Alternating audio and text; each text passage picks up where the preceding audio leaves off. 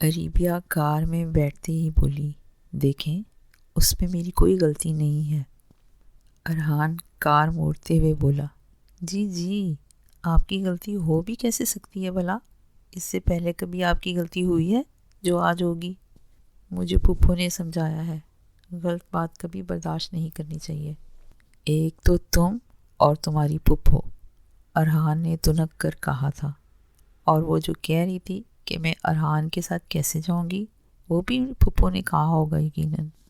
اریبہ نے اس بات پر خاموشی اختیار کرنے کو ہی ترجیح دی۔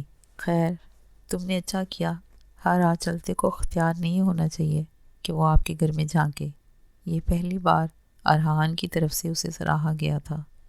گھر پہنچتے ہی وہ پھپھو سے ملی جو اسی کا انتظار کر رہی تھی۔ کیسا رہا آج کا دن؟ ارحان نے تنگ تو نہیں کیا نا آج؟ لیں، ارحان بیچارے کی اتنی ہمت کہ وہ پھپھو کی لاڈلی کو کچھ کہہ سکے۔ ارحان نے گلاس میں پانی ڈالتے ہوئے شکوہ کیا، جس پر صدف بیگم خود اس کی حالت پر ہنستی۔ ہاں، لاڈلی تو ہے، تو تم کیوں جیلس ہوتے ہو؟ اب جیلس ہونے کا بھی حق نہیں ہے کیا ہمارے پاس؟ آپ سب بس اسی کی طرفداری کرتے ہیں، جیسے میں تو اس گھر کا فرد ہوں ہی نہیں نا۔ ہاں تو کس نے روکا ہے؟ تم بھی میری بھتیجی کے ساتھ تمیز سے رہا کرو، تو سب تمہارے ساتھ خود ہی اچھے رہیں گے۔ صدف صاحبہ بھی گویا آج سارے حساب چکتا کرنے پر آئی تھی شاید۔ رہنے دیں، یہ احسان بھی کس لیے، وہ اچھا خاصا تب کیا تھا۔ السلام علیکم، کیسے ہیں بھائی صاحب؟ صدف صاحبہ نے ظفر کو خوش آمدید کہا۔ وعلیکم السلام بھابھی، جی اللہ کا شکر، سب ٹھیک ہے، انہوں نے خوش دلی سے کہا۔ اکیلے ہی آئے ہیں؟ صدف صاحبہ صوفے پر بیٹھتے بولی۔ جی بس اریبیہ سے ملنے کا جی چاہا تو چلا آیا۔ اریبیہ تو بھی یونی سے نہیں آئی صدف صاحبہ؟ چلیں اچھا، مجھے آپ سے بھی بات کرنی تھی۔ ان کی سنجیدگی میں اضافہ ہوا۔ جی کہیے بھائی، وہ پوری طرح متوجہ ہوئیں۔ بھابھی، میں وہی گزارش کرنے آیا ہوں جو میں نے کریم بھائی سے بھی کی تھی، امید ہے آپ سمجھ گئی ہوں گی میری بات کو۔ باہر سے گزرتے ہوئے اس کے قدم تھمے، وہ اس آواز کو بخوبی پہچان گیا تھا۔ اس دن جب وہ ماموں سے ملنے گیا تھا تو دونوں میں کچھ تلخ کلامی ہو گئی تھی۔ وہ بات سن کر نہ چاہتے ہوئے بھی وہ اندر بڑھ آیا۔ مگر آپ شاید بھول رہے ہیں، ماموں نے صاف منع کر دیا تھا۔ ارحان، صدف صاحبہ نے ناراضگی کا اظہار کیا۔ بھائی صاحب آپ بات سمجھیں، جب کریم بھائی ہی ایسا نہیں چاہتے تھے تو میں کیسے ہاں کر سکتی ہوں؟ مگر پھر بھی مجھے کچھ وقت سوچنے کے لیے چاہیے۔ اس سے ضبط کرنا مشکل ہو گیا تو وہ کمرے سے نکل گیا۔ سامنے سے آتی اریبیہ سے ٹکراتے ٹکراتے بچا۔ وہ سیڑھیوں کی طرف بڑھنے لگی تو وہ جل کر بول اٹھا، ملو گی نہیں؟ کس سے؟ اریبیہ حیران ہوئی۔ اپنے فیورٹ ماموں سے، وہ جل کر بولا۔ ظفر ماموں؟ وہ چہک کر بولی۔ اس کی خوشی ارحان کو سر تا پاؤں جلانے کے لیے کافی تھی۔ اتنی خوشی ہے تو ساتھ چلی جاؤ۔ نہیں، وہ بس کافی وقت ہو گیا نا ان سے ملے۔ وہ شرمندہ سی ہو گئی، مگر وہ چہرے پر سنجیدگی لیے بولا، کیا جو بھی دیر بعد ملے اس سے مل کر اتنی ہی خوشی ہوتی ہے؟ پتہ نہیں، مگر ہاں شاید جن سے پیار ہو تب ایسی ہی خوشی ہوتی ہے۔ وہ اس کے پاس آیا، اور یہ کیسے پتہ چلتا ہے کہ کسی کو آپ سے اتنی محبت ہے کہ نہیں؟ اس کا دیکھنا ہی کچھ ایسا تھا کہ وہ فوراً گڑبڑا گئی۔ پتہ نہیں کہتے ساتھ ہی ڈرائنگ روم کی طرف بڑھ گئی، اور وہ اسے جاتا دیکھتا رہ گیا۔ اگر یہ ایک بار کہہ دیتی کہ ہاں، دور جانے سے محبت کا پتہ چلتا ہے، دور جانے سے محبت کا احساس ہو جاتا ہے، تو ارحان تمہیں دور جانے سے کون باز رکھ سکتا تھا؟ اس نے اس خیال کو جھٹک دیا۔ خیال تھا، خیال کو جھٹکا جا سکتا تھا، مگر احساس کیا اسے کوئی رون سکتا ہے؟ آج اریبیہ یونیورسٹی نہیں گئی تھی۔ آج عمر کے گھر والے رباب کو منگنی کی انگوٹھی پہنانے اور نکاح کی تاریخ طے کرنے آ رہے تھے۔ سارا انتظام صدف صاحبہ خود ہی دیکھ رہی تھیں۔ رباب اور اریبیہ تو بس تیار ہونا تھا، اور وہ باتیں کرنے کے ساتھ ساتھ ہو رہی تھیں۔ ویسے اریبیہ، کتنا اچھا ہوتا نا، ہماری منگنی کے ساتھ ساتھ ماں تم دونوں کے نکاح کا بھی اعلان کر دیتی، رباب سوچ سوچ کر خوش ہو رہی تھی۔ رباب، تمہیں ہر اچھے وقت پر ایسی فضول باتیں کیسے یاد آ جاتی ہیں؟ ریبیا اس کے دوپٹے پر پن لگاتے ہوئے بولی۔ نکاح کوئی فضول بات تو نہیں ہے، رباب نے چڑھ کر کہا۔ ہے، کم سے کم تب تک تو ضرور جب تک ارحان راضی نہیں ہو جاتا۔ تمہیں ایسا کیوں لگتا ہے کہ وہ خوش نہیں ہے؟ ریبیا طنزیہ ہنسی۔ اب تم تو ایسے مت پوچھو جیسے تم کچھ نہیں جانتی۔ نہیں، میں سچ میں کچھ نہیں جانتی، تم بتاؤ۔ رباب ریبیا کی طرف ہی متوجہ تھی۔ اس کے جواب کے لیے جب صدف صاحبہ کمرے میں آئیں تو، چلو لڑکیوں، اتنی دیر لگا دی ہے، بھائی بھابھی کب سے انتظار کر رہے ہیں۔ پھوپھو، آپ رباب کو لے کر جائیں گی؟ میں ذرا واش روم سے ہو کر آئی، پلیز، کہتے ساتھ ہی وہ واش روم میں گھس گئی۔ ریبیا نے یہ سارا ڈرامہ اس لیے کیا تھا کہ اسے اپنے چاچو اور چاچی کے سامنے نہ جانا پڑے۔ وہ نہیں چاہتی تھی کہ اس کی چاچی کا اسے دیکھ کر موڈ خراب ہو اور رباب کے اتنے اہم دن کوئی گڑبڑ ہو۔ وہ بیڈ پر بیٹھی سوچ رہی تھی کہ جب دروازے پہ دستک دے کر ارحان اندر آ چکا تھا، اگر نہیں آنا ہو تو ویسے ہی بتا دے انسان، اس میں اتنا ڈرامہ کرنے کی کیا ضرورت ہے؟ میں نے کوئی ڈرامہ نہیں کیا، وہ منہ بناتے بولی۔ اچھا، تو پھر یہاں کیا کر رہی ہو؟ سامنے بھی ارحان تھا۔ میں بس آنے ہی لگی تھی۔ ریبیا کا حال تھا کہ وہ یہ سن کر چلا جائے گا، مگر وہ ارحان ہی کیا جو ریبیا کو سکون میں رہنے دے، ایسا ریبیا کا خیال تھا۔ اب کیا ٹیکسی منگاؤں؟ اسے نہ اٹھتے دیکھ کر ارحان پھر سے بولا۔ ریبیا تو نک کر اٹھی اور باہر کو چل دی، تو وہ بھی مسکراتا ہوا پیچھے ہو لیا۔ جب وہ لاؤنج میں پہنچے تو سب ان کا ہی انتظار کر رہے تھے۔ رضیہ بیگم تو دونوں کو ایک ساتھ دیکھ کر جل اٹھیں۔ ریبیا نے آگے جھک کر پیار لیا تو وہ پیار دیتے ہوئے اپنی بڑھاس نکال گئیں۔ ہمارے ہاں کزن کے ساتھ اتنا فری ہونا مناسب نہیں سمجھا جاتا۔ ریبیا خاموش رہی۔ صدف صاحبہ نے یہ بات واضح کرنے کی کوشش کی تھی۔ ارے بھابھی، نہیں، ایسی کوئی بات نہیں، میں نے ہی ارحان کو ریبیا کو بلانے بھیجا تھا، بس اسی لیے۔ پھر بھی صدف باجی، آپ کام والی کو بھیج دیتیں۔ رضیہ بیگم تو ہار ماننے کو کسی صورت تیار نہ تھیں۔ ارے مومانی، ریبیا صرف میری کزن ہے، جیسے نورین لوگ ہیں، آپ پریشان نہ ہو۔ ارحان نے انہیں چپ کروانے کی کوشش کی تھی۔ وہ نورین کے لیے پتہ نہیں کب سے ارحان کو پسند کیے بیٹھی تھی، اس لیے ارحان کو کم ہی کچھ کہتی تھیں۔ چلیں، میرے خیال سے اب رسم شروع کرتے ہیں، کیوں ماموں؟ کہتے ساتھ اس نے فوٹوگرافر کو تصاویر بنانے کے لیے اشارہ کیا تھا۔ بڑی بات ہے، مام تمہیں کچھ نہیں کہتی، تصویر بناتے ہوئے نورین نے ارحان کو آہستہ سے کہا۔ بس بھئی، پرسنالٹی ایسی ہے۔ رباب کو منگنی کی انگوٹھی پہنائی جا چکی تھی۔ وسیم صاحب اور رضیہ بیگم رخصت ہو گئے تو ریبیا اور رباب کپڑے تبدیل کرنے کے بعد پھر سے خوشگپیوں میں مصروف ہو چکے تھے۔ رباب کے نکاح کی تاریخ اس کی کزن کی برات والے دن طے پائی تھی۔ اقرا اور فہیم آپس میں کزن تھے، جن کے والدین اپنے آبائی گاؤں میں ابھی تک رہائش پذیر تھے، تو بڑوں کا فیصلہ کیا تھا کہ بار بار وہاں جانے سے بہتر ہے کہ جب ان کی شادی ہو جائے تو تبھی ان کے نکاح کی تقریب منعقد کر لی جائے۔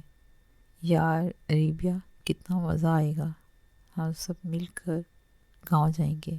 پتہ نہیں، مجھے تو ڈر لگ رہا ہے۔ تم نے دیکھا نا آج چاچی کیسے کہہ رہی تھی؟ تو کیا ہوا، تم بھی سنا دینا۔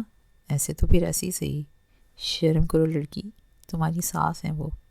ہاں تو اگر وہ ساس ہیں تو تم بھی تو میری بھابھی ہو۔ رباب نے بہن کہتے کہتے جان بوجھ کر بھابھی بولا۔ اچھا جی، جن کی وجہ سے تم مجھے بھابھی بول رہی ہو نا، پہلے ان سے تو پوچھ لو کہ کیا وہ مجھے اپنی بیوی مانتے بھی ہیں کہ نہیں۔ ارے کیوں نہیں مانیں گے، وہ تو کب سے سونے چلے گئے ہیں۔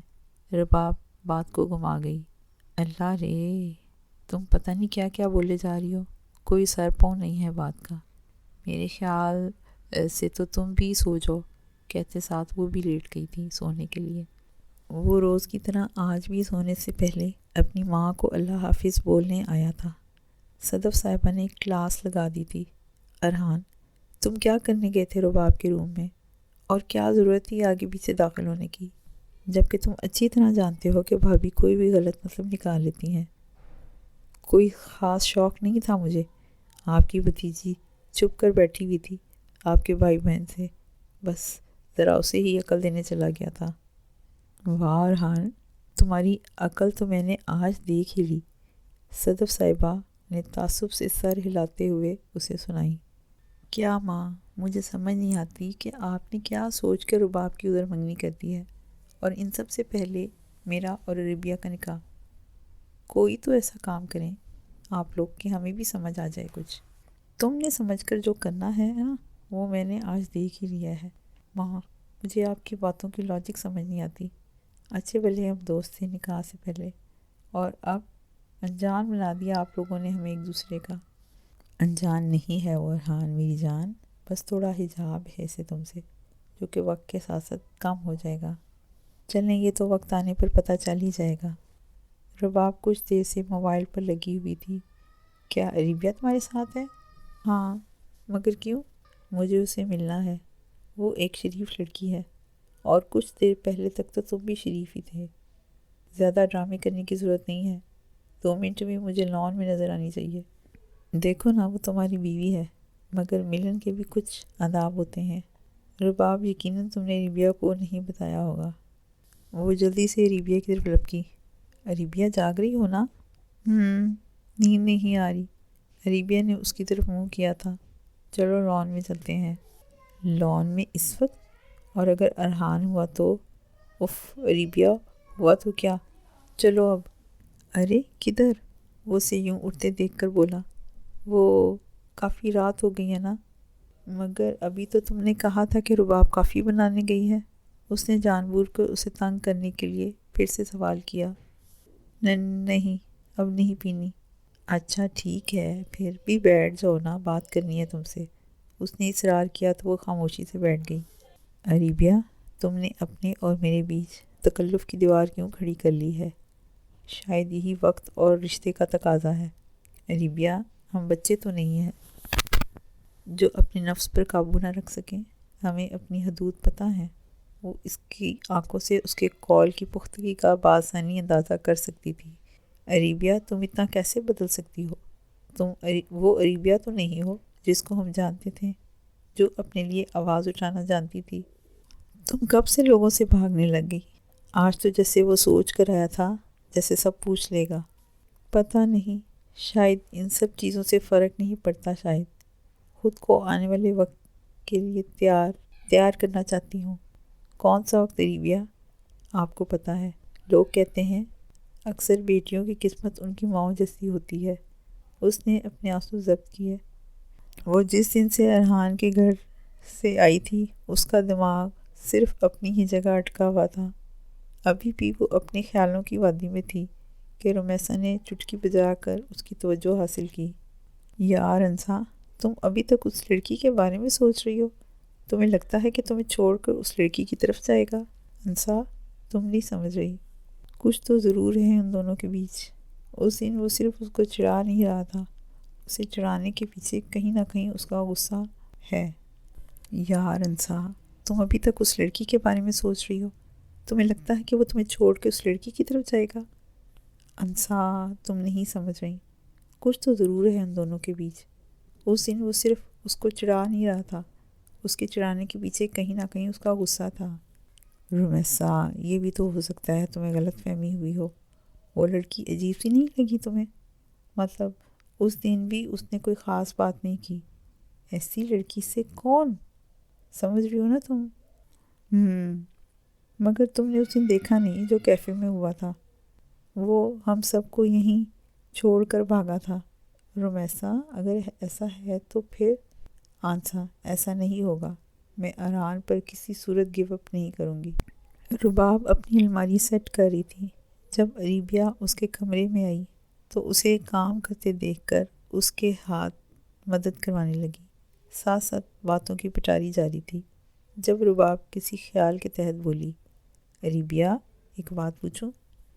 ہاں بولو، ربیہ نے عام سے انداز میں کام کرتے ہوئے جواب دیا۔ رباب، یار تم اور ارحان کتنا بدل گئے ہو۔ یاد ہے پہلے ہم تینوں کتنی مستیاں کرتے تھے؟ رباب بات کرتے کرتے ان لمحوں کو پھر سے محسوس کرنے کی کوشش کر رہی تھی۔ اور وہ یاد ہے جب تم نے ارحان کی یونی میں ایڈمیشن لینا تھا، کیسے ارحان نے تمہارا رزلٹ آنے سے پہلے 1 مہینہ پہلے ہی ماموں کو اپنی یونی کے فوائد و قوائد سب بتانا شروع کر دیے تھے۔ اریبہ بھی انہی لمحوں کو پھر سے یاد کرتے ہوئے مسکرا دی۔ تو پھر تم لوگ ایسے کیوں ہو گئے شروع سے؟ یار ایک دوسرے سے چڑچڑے کیوں رہنے لگے ہو؟ رباب نے پریشانی کا اظہار کیا تھا۔ او ہیلو، میں ایویں نہیں چڑھتی ان سے، وہ چڑھاتے ہیں۔ اور دیکھو اب چپ کر کے کام کرو اس سے پہلے کہ تمہارے ان رومانوی قصوں میں کام وہیں کا وہیں رہ جائے۔ اریبیہ کو بولنے کے بعد احساس ہوا تھا وہ رومانی میں بولتے بولتے کیا بول گئی تھی، اور تو اور ارحان کو دروازے میں کھڑا دیکھ کر شرمندہ ہو گئی تھی۔ یا رباب ایک کپ کافی کا تو دے جا چھت پہ، وہ صرف اتنا کہہ کر پلٹی تھی۔ رباب نہیں، بالکل نہیں، میں نہیں جا رہی کافی لے کر۔ اریبیہ نے رباب کو خود کی طرف التجائی نظروں سے دیکھتے پایا تو صاف انکار کر دیا۔ اریبیہ میری جان، بہن نہیں ہو کیا؟ دیکھو مجھے سونے سے پہلے یہ سب سمیٹنا ہے، پلیز چلی جاؤ۔ رباب نے ایک اور ایموشنل کرنے کی کوشش کی، مگر جب وہ ٹس سے مس نہ ہوئی تو پھر دوسرے طریقے سے بلیک میل کیا گیا۔ ٹھیک ہے، کل کو ارحان کے کسی معاملے میں ہرگز مت آنا میرے پاس۔ اب کی بار رباب لاپرواہی دکھا کر کام میں لگ گئی تو اریبیہ نے ہتھیار ڈالتے ہوئے اٹھ کھڑی ہوئی۔ ٹھیک ہے نا، جا رہی ہوں، اس میں اتنا ایٹیٹیوڈ دکھانے کی کیا ضرورت ہے؟ کہتے ساتھ ہی وہ کچن کی طرف بڑھ گئی۔ وہ کافی بنا کر اوپر لے تو آئی تھی، مگر اس کی ہمت نہیں ہو رہی تھی چھت پر جانے کی۔ ہمت کر کے چھت پر قدم رکھا ہی تھا کہ فوراً اسے خیال آیا تھا، اریبیہ اگر اسے لگا کہ میں جان بوجھ کر ان سے ملنے آئی ہوں تو؟ یہ سوچتے ساتھ ہی وہ اندر کو پلٹی تھی فوراً۔ کوئی بات نہیں اریبیہ، تم بتا دینا اسے کہ رباب نے تمہیں بولا تھا۔ ابھی وہ سوچ ہی رہی تھی کہ ارحان کی آواز کان میں گونجی۔ یقین جانو میں انسانوں کو نہیں کھاتا، ویسے بھی میرا ٹیسٹ ابھی اتنا خراب نہیں ہوا کہ تمہیں کھا لوں۔ اریبیہ ہمت کر کے اس کی جانب بڑھ گئی تھی اور کافی پیش کرنے کے ساتھ ساتھ فوراً سے وضاحت دینا بھی اپنا فرض سمجھا۔ وہ میں آپ سے ملنے نہیں آئی تھی، مجھے رباب نے کہا تھا۔ ہاں؟ ارحان اس کی بات پر حیران ہوا تھا۔ وہ آپ کو کہیں یہ نہ لگے کہ میں جان بوجھ کر آپ سے ملنے کے لیے خود کافی لے کر آئی ہوں۔ اریبیہ نے ایک اور وضاحت عرض کی۔ اریبیہ مجھے ایسا کیوں لگے گا؟ اور اگر ایسا ہے بھی تو اس میں کوئی برائی بھی نہیں ہے۔ ارحان نے کافی کا سپ لیتے ہوئے اسے سمجھانے کی کوشش کی تھی، مگر سامنے بھی اریبیہ تھی۔ جی مگر ایسا نہیں ہے۔ ارحان کے لبوں پر چند سیکنڈ کے لیے ہی صحیح مگر مسکراہٹ نے بسیرا ضرور کیا تھا۔ اریبیہ تمہیں مجھ سے ڈر کیوں لگتا ہے؟ اب کی بار وہ اسے دیکھتے ہوئے بولا۔ پتہ نہیں، وہ تھوڑا سا گھبرائی۔ اگر بتاؤ گی نہیں تو میں تمہارے اس ڈر کو ختم کیسے کروں گا؟ پہلے تو نہیں لگتا تھا ڈر، پہلے تو تم ایسی نہیں تھی۔ اس کا لہجہ بہت دھیما تھا۔ وہ آج سچ میں اس کے ڈرنے کی وجہ جاننا چاہتا تھا۔ پتہ نہیں، شاید کچھ چیزوں کا خوف، یہ خوف ہی ہے جو آپ کو گھٹنے ٹیکنے پر مجبور کر دیتا ہے۔ اریبیہ بھی اس کی طرف دیکھتے بول رہی تھی۔ آج ان آنکھوں سے خوف نہیں آ رہا تھا، آج وہ آنکھیں کسی اپنے کی لگ رہی تھیں جن میں خوف ڈر نہیں تھا، ہاں پیار ضرور تھا، احترام بھی تھا۔ کس چیز کا خوف؟ ارحان کی حیرت بڑھی تھی کہ کہیں آپ مجھے چھوڑ نہ دیں، کہیں آپ مجھے طلاق نہ دے دیں، کہیں میرا انجام ماما۔ اریبیہ کی آنکھوں سے ایک آنسو کا قطرہ چھلکا تھا، مگر اس کے بعد وہ خود کو سنبھال گئی تھی، سو بغیر کچھ اور کہے پلٹ گئی تو ارحان نے بھی اس سے مزید کچھ پوچھنا مناسب نہیں سمجھا۔ اگلے دن وہ صبح صبح پھپھو کے پیچھے لگی ہوئی تھی اور صدف صاحبہ اس سے اب تک خاصا تنگ آ چکی تھیں۔ اریبیہ اب میرا اور دماغ نہیں کھاؤ، میں نے منع کر دیا ہے نا ایک بار۔ یار پھپھو آپ سمجھ کیوں نہیں رہی؟ میں کیسے جا سکتی ہوں ان کی شادی میں؟ کیوں کیوں نہیں جا سکتی؟ اقرا اور فہیم تمہارے بھی تو کزن ہیں، بالکل ویسے جیسے رباب اور ارحان کے ہیں۔ اوہو، میں یہ تھوڑی کہہ رہی ہوں، میں جانتی ہوں وہ میرے کزن ہیں، مگر آپ بھی تو جانتی ہیں وہ سب لوگ مجھے پسند نہیں کرتے۔ اچھا، تم اتنی سیانی بی بی، ذرا یہ بتاؤ ادھر رہو گی کس کے پاس؟ اتنے دن ماموں کے ہاں رہ لوں گی نا، تھوڑے دنوں کی تو بات ہے۔ اچھا، اور وہ جو اس کی بیوی ہے جانتی ہو نا، وہ بھی تو پسند نہیں کرتی تمہیں۔ ہاں، مگر حسن بھائی تو ہے نا۔ ارے بیا، بس اور دماغ نہیں بچا میرے پاس۔ رباب کا نکاح ہے اور تم ہی نہیں ہوگی اس کے نکاح پر، اور جس کو تم سے مسئلہ ہے وہ جانے اور اس کا مسئلہ، تمہیں سردرد لینے کی ضرورت نہیں ہے، آئی سمجھ؟ کہتے ساتھ خود تو اپنے کاموں میں لگ گئی تھیں اور عربیہ کا اچھا خاصا موڈ خراب ہو گیا تھا۔ بتاؤ بھئی، کیسے یاد کیا ہمیں؟ وہ کرسی پر بیٹھتے بولا تھا۔ کچھ خاص نہیں، تم نے بتایا تھا تمہیں ریبیا پسند آ گئی ہے۔ انسا نے اس کے چہرے کا جائزہ لیتے ہوئے اسے یاد دلایا۔ ہاں تو؟ کامران حیران ہوا تھا، شاید اس کی بات کرنے کا مقصد نہیں سمجھا تھا۔ ہاں تو کیا ایسے ہی بیٹھے رہو گے؟ اس سے بات نہیں کرو گے؟ اور میں نے تمہیں یہ بھی بتایا تھا کہ وہ کس مزاج کی بندی ہے۔ تو اس میں کیا ہے؟ ہر لڑکی شروع میں ایسی ہی ہوتی ہے، کم سے کم بات تو کر کے دیکھنی چاہیے۔ یقیناً تمہارے پاس کوئی نہ کوئی حل ہوگا اس مسئلے کا، تو اب بتا بھی دو تمہارے دماغ میں کیا چل رہا ہے۔ اب ایسا بھی نہیں ہے، ہاں، مگر لاسٹ پیپر والے دن ہم ایک گیٹ ٹوگیدر پلان کر رہے ہیں جس میں وہ بھی آ رہی ہے، تو میرا نہیں خیال تمہیں اس سے اچھا موقع پھر کبھی ملے گا۔ پھر وہ دونوں ہنس دیے تھے۔ آج کے دن رباب اور عریبیہ کو شوکیس میں سے سارے برتن نکال کر انہیں صاف کرنے کا کام ملا تھا۔ پہلے تو کام والی نے کر دیے تھے، مگر پھر نیچے والے پورشن کی صفائی کرنی تھی تو وہ چلی گئی، اس لیے اب یہ کام عریبہ اور رباب کے ذمے آ گیا تھا۔ وہ برتن صاف کر رہی تھی جب ارحان اس کے سامنے آیا۔ اب یہ کیا ڈرامہ ہے؟ تم کیوں منع کر رہی ہو شادی پر جانے سے؟ کیا تم شادی پر نہیں جانا چاہتی؟ رباب اپنی جگہ حیران ہوئی تھی۔ جب آپ جانتے ہیں تو پھر پوچھ کیوں رہے ہیں؟ ریبیا نے کام جاری رکھتے ہوئے جواب دیا، کیونکہ مجھے تمہاری عقل پر حیرانی ہو رہی ہے۔ تم کب سے لوگوں سے ڈرنے لگی؟ ارحان کا مزاج کافی بگڑا ہوا تھا۔ ارحان پلیز، آپ جائیں یہاں سے۔ عریبیہ کو آج پھر وہ تینوں پہلے جیسے لگے تھے۔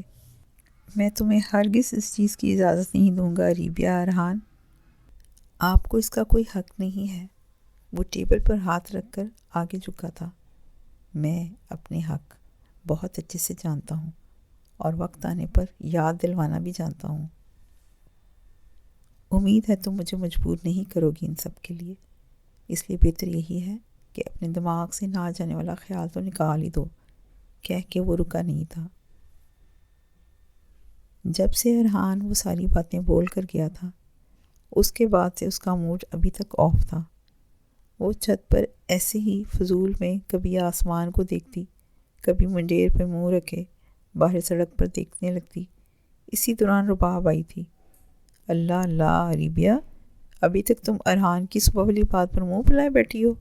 وہ ذرا سی بات نہیں ہے، کوئی کسی کو پیپرز میں اتنی ٹینشن دیتا ہے کیا؟ اس دن مجھے باہر سب کے سامنے ڈانٹا اور آج پھر پتہ نہیں کدھر سے اپنا حق لے آئے۔ ارے کدھر سے کیا مطلب یار، تم دونوں کا نکاح ہوا ہے، رباب نے یاد دہانی کروائی تھی۔ ہاں، نکاح میں سارے حقوق ان کے ہی ہیں، کیا میرا کوئی حق نہیں ہے؟ ہاں، خود جب دل کرتا ہے جس کو مرضی اپنا کرش کرتے ہیں، جب دل کرتا ہے اپنے کرش سے باتیں کرتے ہیں، اور مجھے صرف اتنی سی بات پر اپنی مرضی نہیں کرنے دے رہے۔ جب وہ سب سنا چکی، اپنا دل ہلکا کر چکی، تو احساس ہوا کہ وہاں رباب کے ساتھ ساتھ کوئی اور بھی تھا، اور جو تھا وہ اس کو چند سیکنڈ کے لیے ساکن کر گیا تھا۔ وہ چلتا ہوا اس کے سامنے آیا۔ تم ذرا آج یہ تو بتاؤ، میرا کرش آخر ہے کون جس کی تم مجھے دھمکیاں دیتی ہو؟ آپ تو ایسے کہہ رہے ہیں جیسے آپ کو پتہ نہ ہو۔ ہم تینوں جانتے ہیں کہ آپ کا کرش کون ہے۔ نہیں، مجھے نہیں پتہ، اور یقیناً رباب کو بھی نہیں پتہ ہوگا۔ ارحان نے رباب کو دیکھا تو اس نے بھی کندھے اچکا دیے تھے۔ وہی جس کے ساتھ آپ کیفے میں کافی پیتے ہیں؟ عریبیہ، میں کس کے ساتھ کافی پیتا ہوں؟ اس کا مزاج بگڑا ہوا تھا۔ آپ نے پہلے بھی کبھی غلطی نہیں مانی، تو اب کیوں مانیں گے؟ وہ کہتی ہوئی دونوں کے بیچ سے راستہ بناتی ہوئی چلی گئی۔ ارحان نے رباب کی طرف دیکھا تھا۔ یار اللہ مجھے صبر دے۔ صدف صاحبہ بیڈ پر آنکھیں بند کیے تسبیح کر رہی تھیں کہ جب انہیں اپنی ٹانگوں میں کچھ محسوس ہوا۔ جب آنکھیں کھولیں تو عریبیہ ان کی ٹانگوں پر سر رکھے لیٹی جانے کن سوچوں کی وادی میں تھی۔ خیریت؟ آج اتنے دن بعد پھپھو کی یاد کیسے آ گئی؟ توبہ کریں پھپھو، مجھے تو ہر وقت ہی یاد ہوتی ہیں، بس وہ جو آپ کے بیٹے اتنا جیلس ہوتے ہیں نا، اس لیے نہیں آتی۔ وہ صاف مکر گئی۔ ہیں وہ کیوں جیلس ہونے لگا؟ صدف صاحبہ بھی انجان بننے لگی۔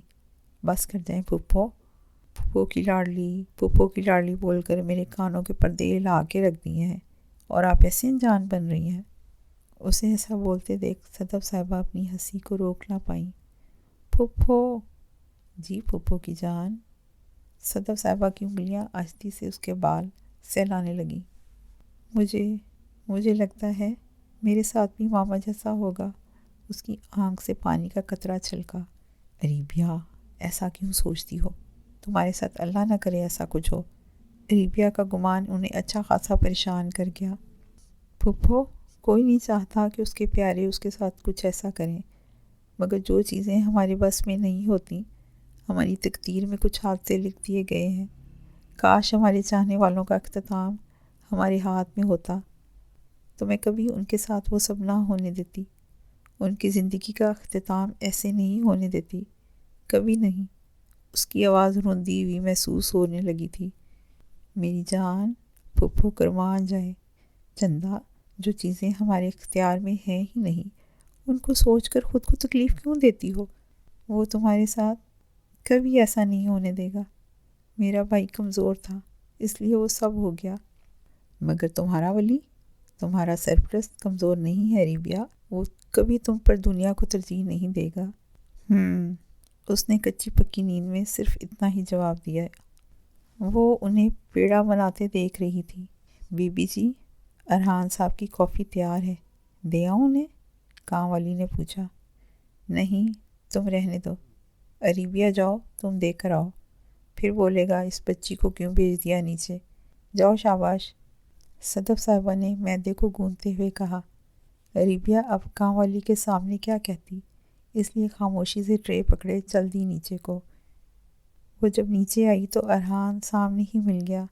اسے وہ ٹہلتے ہوئے کسی سے فون پر بات کر رہا تھا۔ نہیں یار، تم رک جاؤ، میرا دل نہیں ہے۔ وہ شاید کسی چیز کے لیے منع کر رہا تھا۔ وہ یہاں کہاں سے آ گئی؟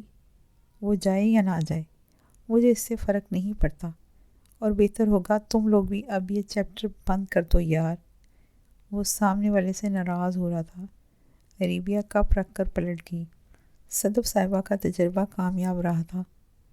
واہ ماں، آپ تو شیف بنتی جا رہی ہیں، کہتے ساتھ ہی ارحان پیزا کا سلائس اٹھانے لگا تھا کہ صدف صاحبہ نے اس کے ہاتھ پر ایک چپت لگا کے روک دیا۔ جاؤ، تم عریبیہ کو بلا کر لاؤ، انہیں بولو سب انتظار کر رہے ہیں۔ صدف صاحبہ اسے کہہ کر اب رباب کے حصے کا پیزا بنانے لگیں۔